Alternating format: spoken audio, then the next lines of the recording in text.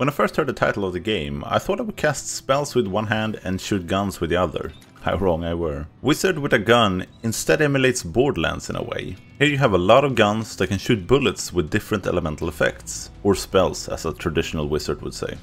The world is ending, and it's up to you to save it by rolling back time. To do this, you need to repair the wheel, a magical device that can reverse time. The story is nothing to write home about, but it sets up the premise of the game nicely, and you will get more as you progress in bits and pieces here and there. For me, this is fine. I think you should go all in on the story, or let the story set up the game for the player and let the gameplay shine.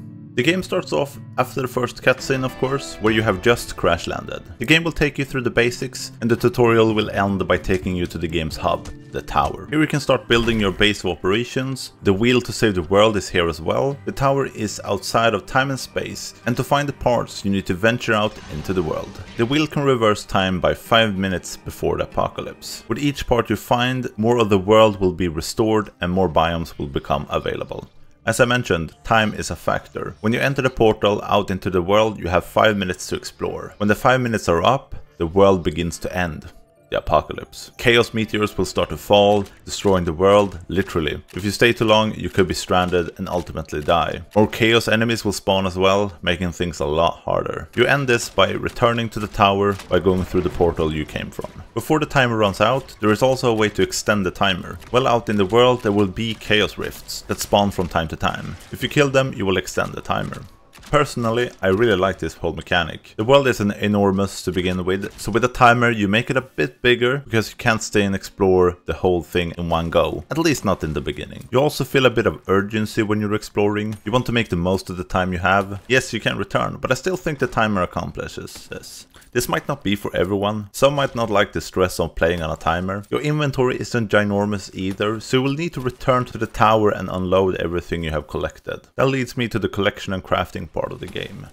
Almost everything you kill or destroy drops something that you can pick up. Almost everything is used for crafting one thing or another. This isn't a fully fledged crafting game. The focus lies more on upgrading and discovering new effects for your bullets and guns. There are of course decorations like walls, chairs and bookshelves.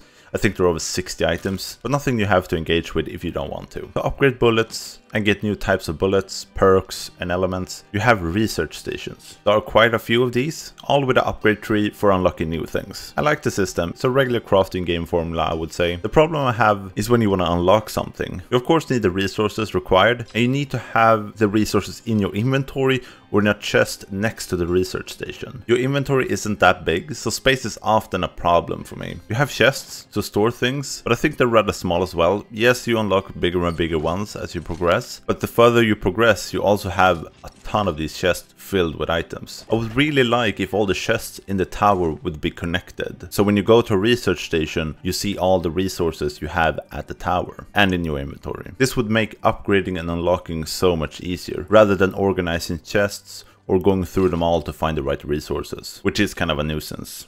The combat of the game is pretty basic. What I mean with that is that you can shoot, dodge and heal. You don't have 20 different moves here. You do however have 6 slots for guns that you can easily switch between. Every gun can have 2 types of bullets, and with better guns you can equip more perks as well. Here is where the game gets more complex. By equipping different elements to your guns, you can kind of combine them. I use for example oil bullets to soak the enemy in oil. Then I shoot them with my fire bullets to ignite the oil, causing more damage. Then I also have a perk on my gun that if an enemy is oiled, they are also slowed. There are quite a few of these effects, and you can stack them and combine them to become quite powerful. I did expect the game to be a bit harder than it is. I think I died once or twice throughout the whole game. This is not really a bad thing, and I mean, don't get me wrong here, the game is still challenging, but not to a degree where you die all the time. There is another mechanic that makes the game a bit harder than I expected as well. Early in the game you get the first edition, which is a magical book that you will use to scan everything in the world. The hard part is when you scan an enemy, you can't attack and you can't get hit either, because that will interrupt the scan. On top of that, it takes a while to scan the enemies, and you need to scan enemies because they will unlock different crafting options.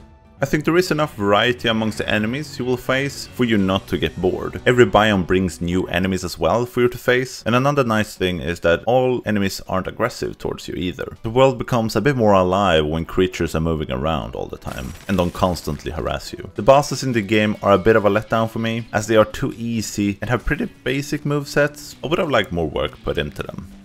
The game's graphics are kind of 2D objects in a 3D environment. I think it's a pretty cool mix. I don't know if it's cel shaded as well or if it's drawn, but it looks really cool. The music I thought at first was kind of annoying, but after a while it really won me over. And now I really think it adds to the experience, in a good way. The biomes brings a different flair to the music as well, and I was digging it at the end. The game can also be played with a friend if you don't want to go at it alone. I always like when games include co-op. It's usually a good experience. I haven't tried it, and I'm a bit concerned about the balancing. If I think the game is a bit too easy alone, it might be way too easy with 2 people. But overall, I really like the game. It's a fun game, and I had a good time with it. I do recommend the game, but I don't think it's for everyone. If you like the art style or 1 or 2 mechanics of the game, I think the rest will be a nice addition to the experience, and I think it's worth picking up. Thanks for watching, guys. Please leave a like if you liked the video. See you in the next one. Bye.